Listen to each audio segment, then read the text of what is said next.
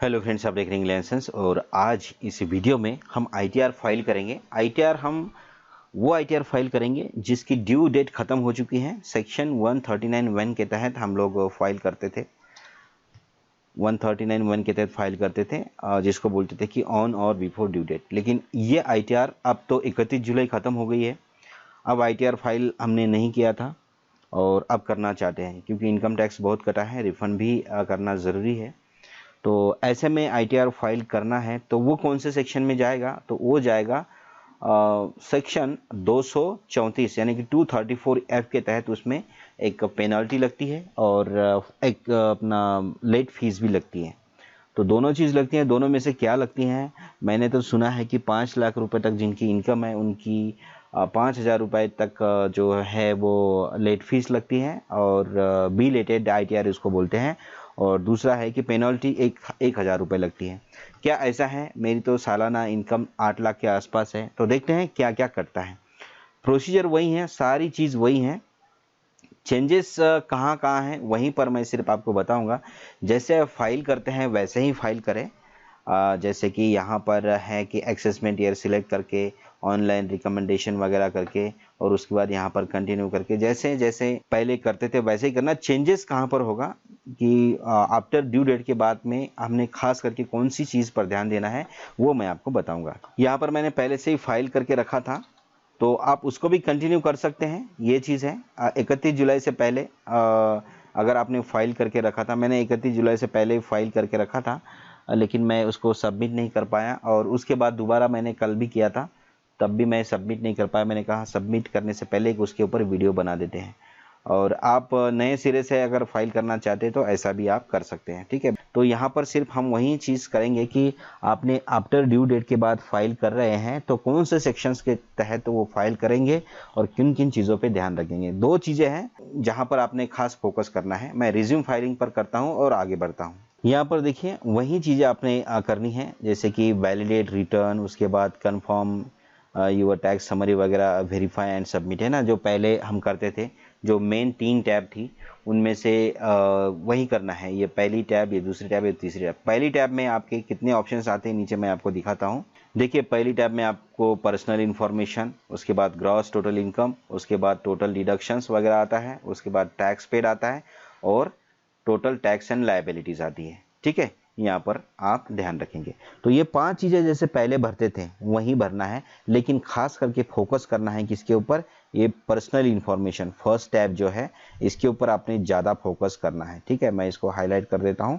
और दूसरा ये है कि टोटल टैक्स लायबिलिटीज़, इसमें आपको अगर आप आफ्टर ड्यू डेट फाइल कर रहे हैं तो आपको पेनल्टी लगती है। ये पेनल्टी है और 1,000 रुपये की पेनल्टी लगती है अगर आपकी इनकम मेरी तो इनकम 8 लाख है, और डिडक्शन करके जो एग्जाम्प्टेड अलाउंसेस है वो सारी चीज़ें कट करके जो मेरे जो एक्सपेंसेस जो खर्चे थे मैंने साल भर में किए हैं वो भी सारे डिडक्ट करके जो सैलरी टैक्सेबल इनकम मेरी बची है वो है कि तकरीबन 6 लाख के आसपास थी, ठीक है।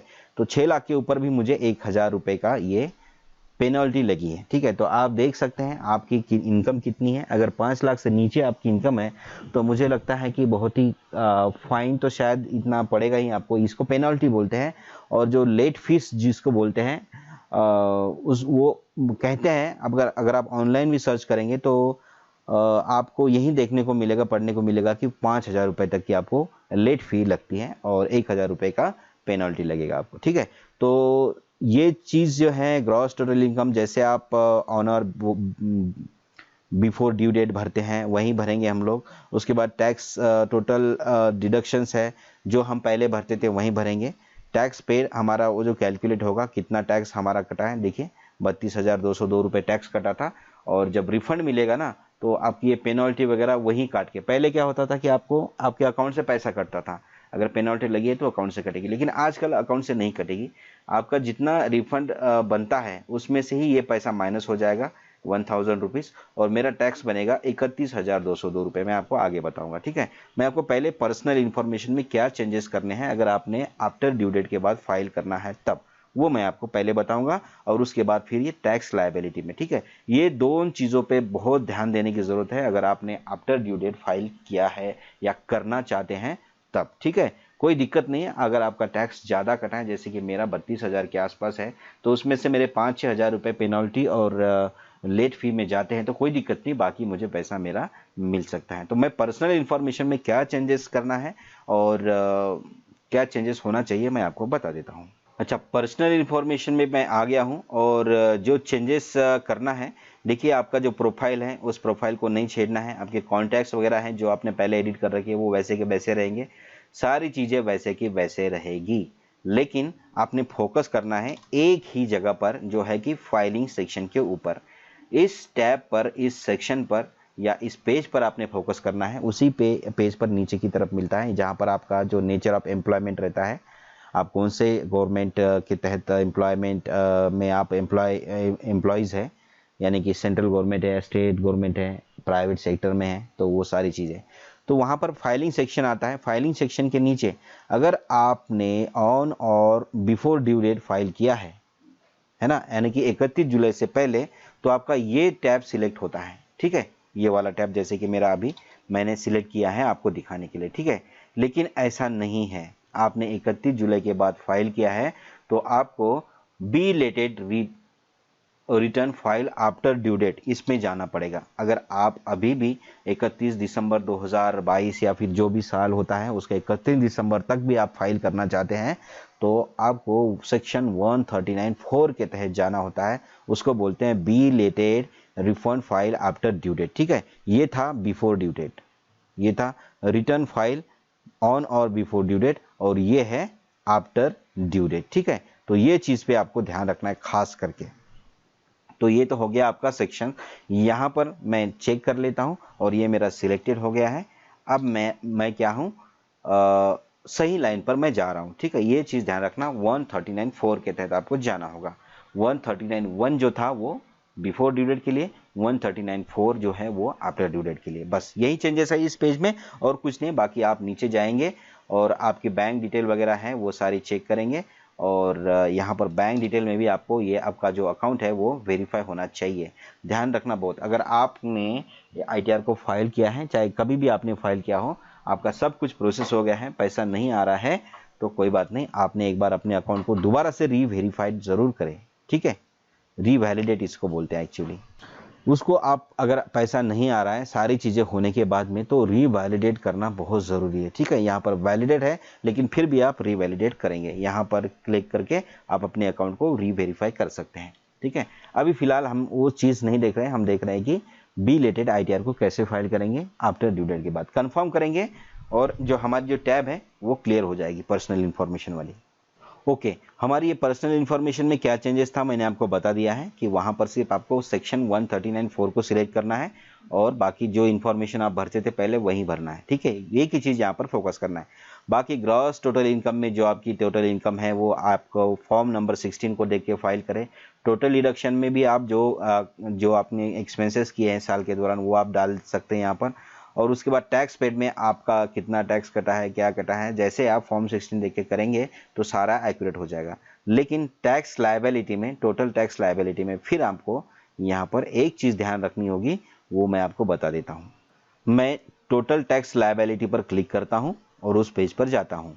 ये वो पेज है जहाँ पर आपकी टैक्स की जो लायबिलिटीज़ है वो वेरीफाई होगी। ठीक है, ये पूरी की पूरी डिटेल आपको यहाँ पर दिखाई दे रही है। 4 चीज़ें कर दी हैं, एक चीज़ बाकी है। यहाँ तक हम आ गए हैं और लास्ट वाली जो टैब है हमारी अभी कंप्लीट होगी, और उसके बाद हमारा जो टैक्स है वो ITR है वो हमारा, उसके बाद जो हमारा ITR है वो फाइल भरा जाएगा और उसके बाद हम वेरीफाई करेंगे, वैलिडेट करेंगे, जो भी करना है आगे वैसे ही नॉर्मल करिए।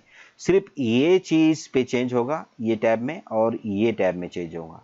ठीक है, जब आप दोबारा से ITR को आफ्टर ड्यू डेट के बाद फाइल करेंगे तो सिर्फ ये 2 ही टैब में चेंजेस होगा, बाकी ये 3 टैब वैसे के वैसे ही भर जाएगी। दोबारा से मैं फिर से आपको बता दे रहा हूँ। ठीक है, तो इस टैब में क्या चेंजेस होगा लायबिलिटीज़ में देखते हैं। टोटल टैक्स लायबिलिटीज़ में आप थोड़ा सा नीचे जाएंगे, आपकी ग्रॉस टोटल इनकम ये सारी चीज़ें आपकी आ रही हैं, सारी चीज़ें आ गई हैं यहाँ पर। ठीक है, यहाँ पर देखिए सेक्शन अंडर सेक्शन 234F, इसमें ये 1,000 रुपये हमारे कट गए हैं।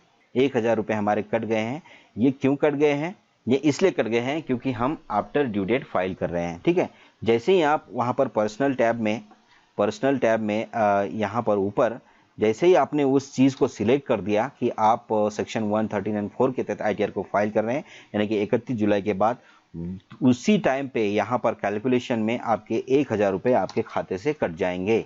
जो भी आपका ITR है, रिफंड अमाउंट है, अगर आपके पास रिफंड अमाउंट नहीं बनता है आपका, तो आपको वहाँ पर ऑप्शन आ जाएगा कि आप बैंक के अकाउंट से आपके पैसे कट जाएंगे, तो आपको आपकी बैंक की डिटेल देनी पड़ेगी जहाँ से आपके 1000 रुपये काटे जाएंगे। लेकिन आपका रिफंड बनता है तो कोई बात नहीं है, उसी में से आपका पैसा कट जाएगा। तो यहाँ पर कट गया है, टोटल इंटरेस्ट एंड फी है 1000 रुपये, और total tax fee and interest वगैरह फिर भी 1000 रुपये ही है। ठीक है, यहाँ पर कंफर्म कर देंगे। अब हमारा काम हो चुका है।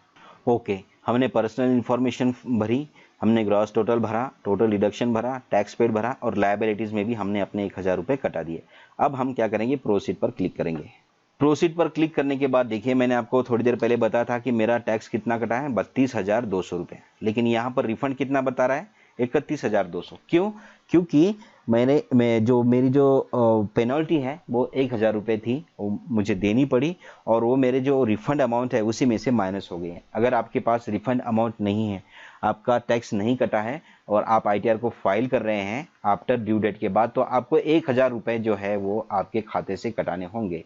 ठीक है, अब यहाँ पर कहते हैं, लोग भी कहते हैं, और यहाँ पर आप ऑनलाइन सर्च करेंगे उसमें भी दिखता है कि भाई जो लेट फीस है वो 5000 रुपये लगती है।